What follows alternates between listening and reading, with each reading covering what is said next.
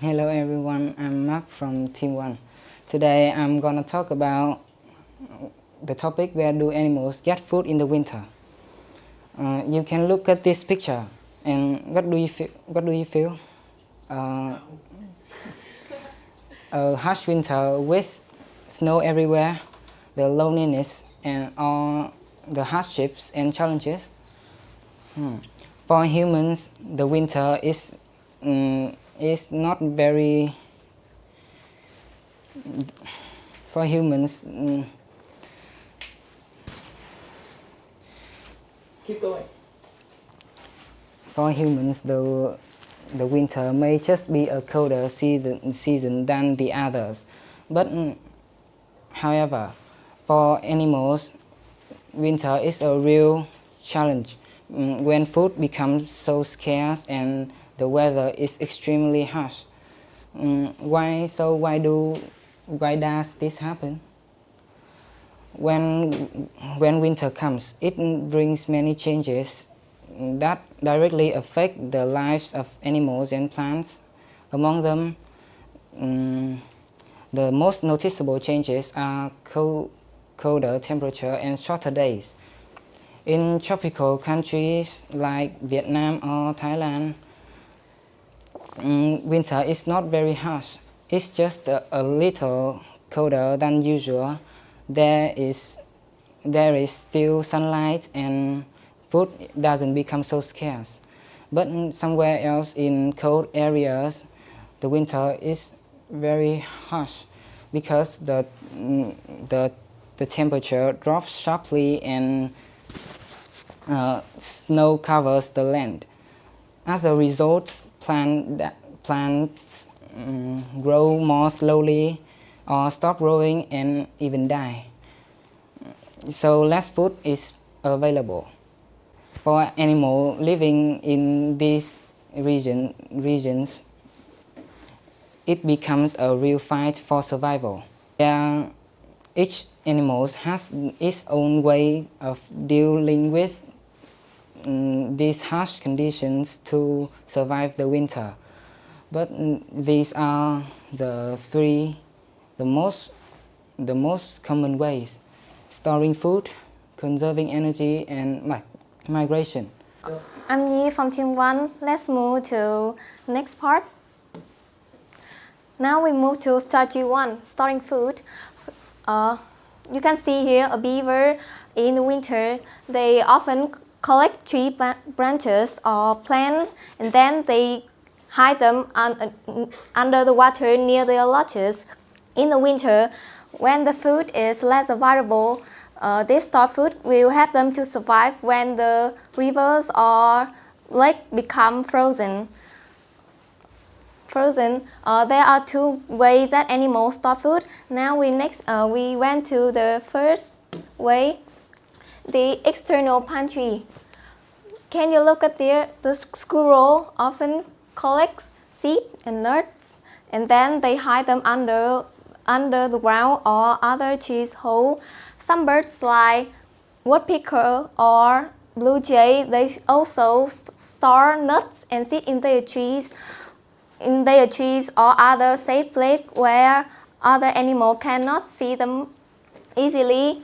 Honeybees work together to make and store enough honey in their hive. In the winter, this honey becomes the main source of food for all the hives throughout the winter. And this is the first way. Now we move to the second way, the internal fuel tank. To prepare for winter, many animals eat more food in the warm month than they actually need. The extra food will stored in their body in the form of fat. During the winter, their body will absorb this fat to survive in the winter. The next one, different animals prepare for winter by storing fat in their body. For example, beavers store their fat in the tail, which will help them to stay warm and give energy for them to stay in winter. Queen bumblebee drink a large amount of nectar so to fill up their honey stomach, and bears eat a lot of food in the summer and fall. By doing this, these animals will get enough fat to survive in winter without eating. And that is the two ways that animals survive in winter. Hello everyone, my name is B and I'm from Team 1. So as you know, animals have three strategies to deal with the winter. So here's the second one, strategy 2, conserving energy. As you see, a chipmunks here, they're sleeping. But how do they sleeping but still having energy through the winter? We have the first kind is dormancy, a state of stillness. It means when they are sleeping, they will still have energy to save them until the winter the winter goes away. It's like these chipmunks. They will sleep over the winter, but wake up sometimes to eat food and find food to save their energy. And the other kind is hibernation. You see a group of us are together and take a deep and long sleep. It's like a shutdown completely. Like you turn off the window, to turn off the computer, and they will completely no action. They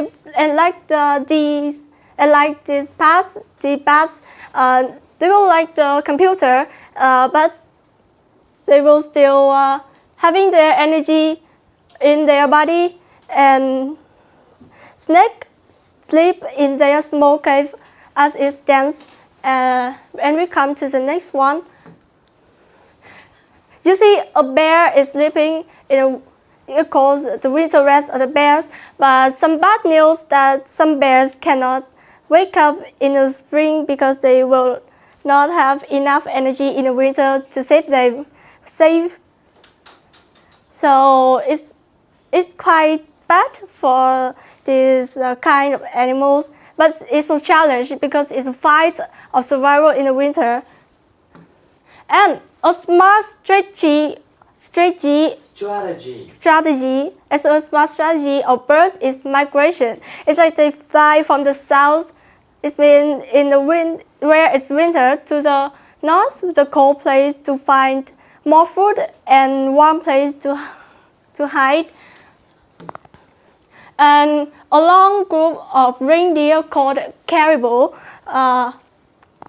they will go from the Arctic, go hundreds or even thousands of miles to go to find food like grass and water. But as I heard, they will go across some river, and these rivers has a lot of crocodile. The crocodile will want to eat one or many of them will go across. So it's so challenging to across this river, and it's so dangerous. But it's better to have something than nothing. If they stay here and they do not go across this river to the place where food is plenty, and when the winter comes, there's no grass, water is being in ice, and they will have no food, no water, and they will die. So they have to choose many oceans to go to the warm place. And as these animals, a kind of butterfly called monarch butterflies will fly, and that is safer than this, and it's easier. And they have to find a warm place to have a better climate. Finally, after all the difficulties, the spring comes and the weather is warmer. The weather is warmer and more sunlight, and everything returns to normal.